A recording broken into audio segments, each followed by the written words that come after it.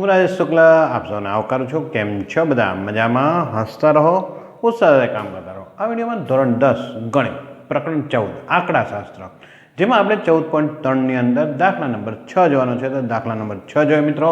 તો દાખલા નંબર 6 ની અંદર આપેલું છે સ્થાનિક ટેલિફોન યાદીમાં 100 અટક યાદચ્છિક રીતે પસંદ કરવામાં આવી હતી અને અંગ્રેજી મૂળાક્ષરોમાં અટકોમાં આવતા અક્ષરોની સંખ્યાનું આવૃત્તિ વિતરણ નીચે પ્રમાણે મેળવ્યું હતું.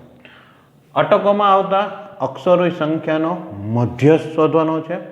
અટકોમાં આવતા અક્ષરોની સંખ્યાનો મધ્યક પણ શોધવાનો છે અને બહુલક પણ શોધવાનો છે. આપને રકમ જે આપેલી છે, જે વર્ગ આપેલા છે અને આવૃત્તિ આપેલી છે, તો અહીં આપણે જોઈએ તો અક્ષરો જે છે 1 થી 4, 4 થી 7, 7 થી 10, 10 થી 13 આ રીતે તમને આપેલું છે.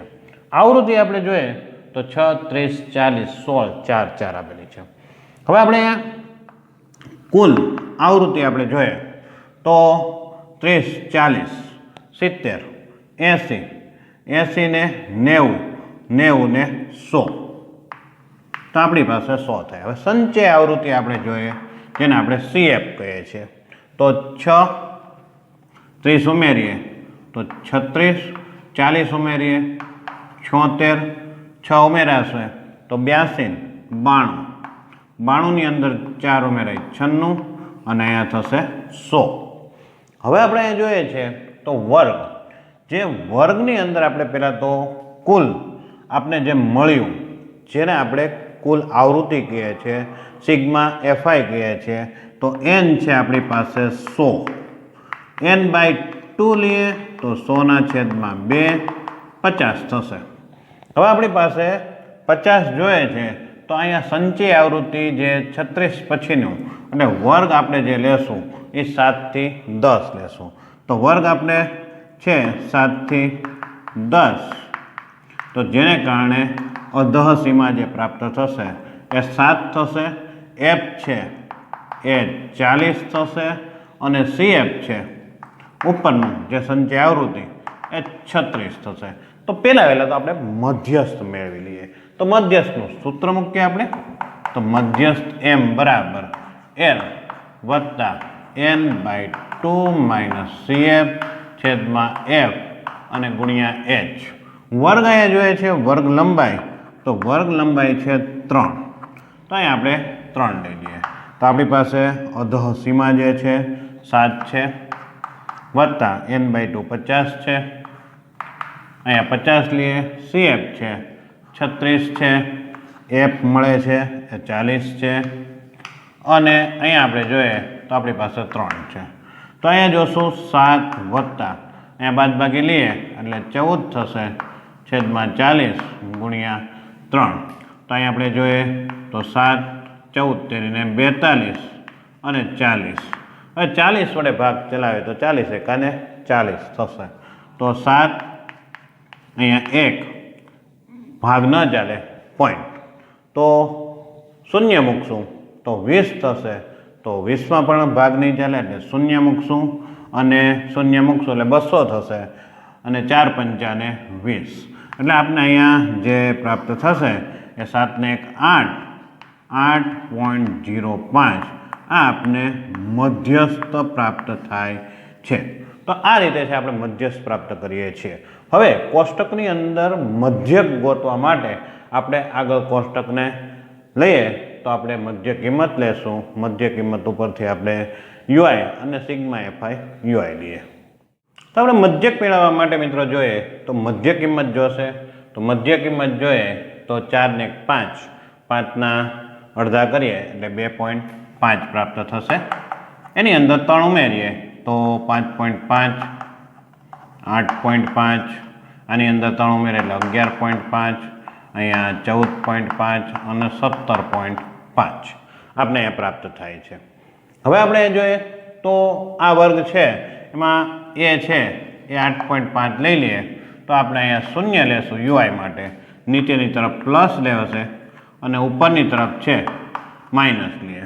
હવે FI અને UI નો ગુણાકાર લઈએ તો 6, 2, 12 પણ માઇનસ આવશે, 30 માઇનસ થશે, અહીંયા શૂન્ય થશે, અહીંયા 16, અહીંયા લઈએ તો 4 2 8 અને 4 3 12. હવે અહીંયા આપણે જોઈએ તો આ બંને તો 0 થઈ જાય છે. તો સિગ્મા એફઆઈ યુઆઈ આપણે લઈએ તો અહીંયા આ શૂન્ય થાય છે, આ 30 છે, 16 ને 8 24, 24 છે 30માંથી બાદ થાય તો આપણે મળે છે -6. મધ્યકનું સૂત્ર આપણે મૂકીએ મિત્રો તો એ વત્તા અહીં આપણે ખ્યાલ છે એચ કેટલો છે, એચ છે એ આપણી પાસે છે 3 છે અને એ લીધા છે એ 8.5 લીધા છે. હવે આપણે લઈએ તો સિગ્મા એફઆઈ યુઆઈ અને છેદમાં સિગ્મા એફઆઈ જેને આપણે એન કહીએ છીએ અને ગુણ્યા એચ આપણી પાસે છે 8.5, અહીંયા લઈએ તો -6 છે આપણી પાસે અને સિગ્મા એફઆઈ છે એ 100 છે અને આ 3 છે. 8.5 અહીંયા આપણે લેશું તો 76 ને 18 છેદમાં 100 એટલે 8.5 અને પોઈન્ટ કાપીએ તો 0.18 બાદ કરીએ આપણે તો 8.5 અને 0.18 10 લઈએ એટલે 2 મળશે, 4 છે 3 થશે એટલે 8.32 આપને શું મળે છે તો કે મધ્યક પ્રાપ્ત થાય છે. તો મધ્યક છે એ 8.32 આપને પ્રાપ્ત થાય છે. હવે આપણે બહુલક મેળવીએ તો આપણે બહુલક જોઈએ તો આવૃત્તિ સૌથી મહત્તમ આવૃત્તિ છે 40, એનો વર્ગ જે છે આપણી પાસે 7 થી 10 છે. મહત્તમ આવૃત્તિ F1 40 છે, તેની ઉપરની આવૃત્તિ જેને આપણે 0 કહીએ F0 તો 30 છે અને નીચેની આવૃત્તિ જેને આપણે F2 કહીએ એ 16 છે. આપણી પાસે H આપેલો છે જે 3 છે, L છે એ આપણે 7 મળે છે. તો આ કિંમત છે આપણે સૂત્રની અંદર મૂકીએ તો બહુલકનું સૂત્ર લઈએ તો Z બરાબર L plus F1 0 2F1 F0 F2 અને ગુણ્યા H. આપને કિંમત ખ્યાલ છે, જે કિંમત આની અંદર મૂકીએ તો 7, આની કિંમત છે 40 30, અહીંયા જોશું તો 2 ગુણ્યા 40 30 અને 100 આપણી પાસે છે કિંમત અને H છે એ 3 છે તો 7 વત્તા અહીંયા આપણે 10 લઈએ 80 છે અને આ થશે 46 ગુણ્યા 3 તો 7 અહીંયા આપણે લઈએ 30 બાદ બાકી લઈએ તો 40 માંથી 6 જાય તો આપણે મળશે 34. અંદાજિત કિંમત છે આપણે લઈએ તો 300 અને એને ભાગ્યા 34 લઈએ તો આપણે 9 થી 8 થી ચાલશે, 8 ચોક 32, 3 8 થી 24 ને 3 27 તો અંદાજિત 8 થી કિંમત ચાલશે અને આગળ ચલાવીએ તો 272 10 8 અહીંયા 2 એટલે ફરીવાર પાછી પણ 8 થી જ કિંમત ચાલે છે એટલે આપને જે બહુલક પ્રાપ્ત થશે એ 7.88 પ્રાપ્ત થાય છે.